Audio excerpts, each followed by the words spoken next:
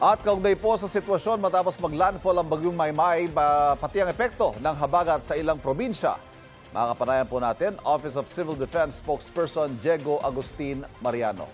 Sir Diego, magandang umaga po. Magandang umaga po. Magandang umaga dito sa ating mga tagapanood po.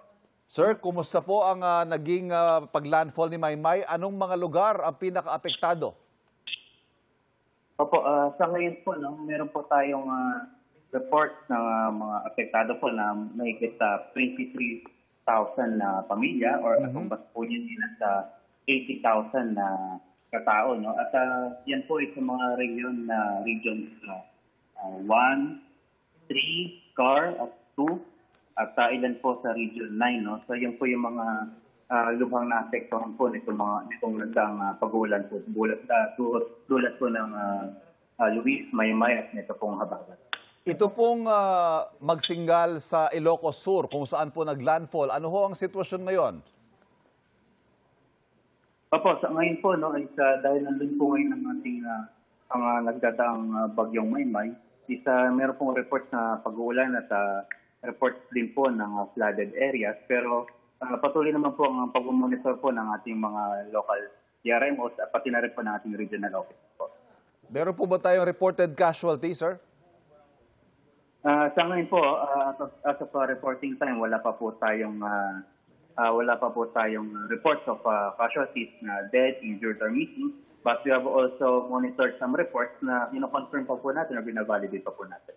Meron pa po kaya mga isolated as we speak? Kung isolated po, wala po tayong reports of isolated areas.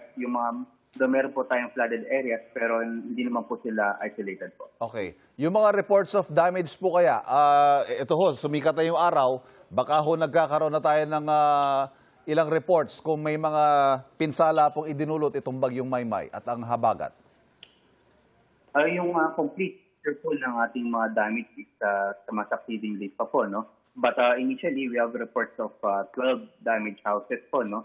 And for the agriculture and other infrastructure, we're still waiting for the reports to come po.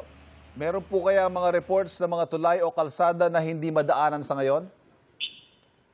As of now, tayong 12 roads and 3 bridges na apektuhan po or not passable po. No? So, ang karamihan po dyan is mga kalsada pong nasa regions 1 at CAR po.